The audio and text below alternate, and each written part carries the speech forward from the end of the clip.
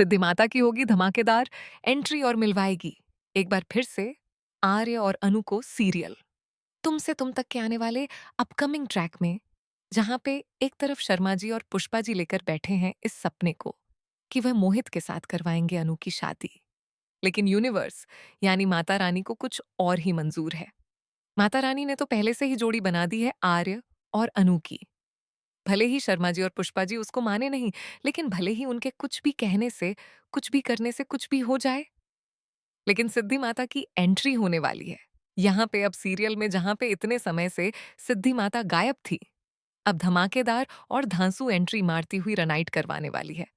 आर्य और अनु को सीरियल में आएगा हाई वोल्टेज ड्रामा, क्योंकि एक ही घर में सभी इकट्ठे हो जाएंगे। जहां पुष्पा जी और शर्मा जी घर सजाने वाले हैं ताकि अनु को देखने के लिए मोहित और उसकी मां आने वाले, लेकिन मोहित और उसकी मां की जगह पहुंचने वाली है हमारे आर्य की मां गायत्री। आर्य की मां गायत्री पहुंचने के बाद जैसे ही शर्मा और पुष्पा जी देखते हैं, उन्हें शॉक्ड रह जाते हैं कि यह अब क्यों आ गई हैं इधर। लेकिन वो अनु से बात करना चाहती है, और वह भी आर्या के बारे में। अब वो आर्या के बारे में पूछती है कि आखिरकार तुमने आर्या को रिजेक्ट क्यों किया? आखिरकार तुम्हारी क्या बात हुई है? अनु यही कहती है कि मम्मी पापा नहीं मान रहे हैं।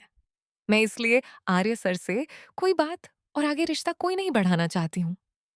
लेकिन वहीं पे गायत्री जी सोचती है कि अब मैं इनके रिश्ते के बारे में शर्मा जी और पुष्पा जी को मनाने की कोशिश करूंगी।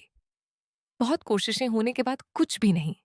जब काम करता है तब एंट्री होती है सिद्धि माता की।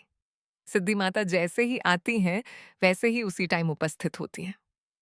हमारे आर्यवर्धन भी होता है वहीं पे, और गायत्री माँ भी होती हैं।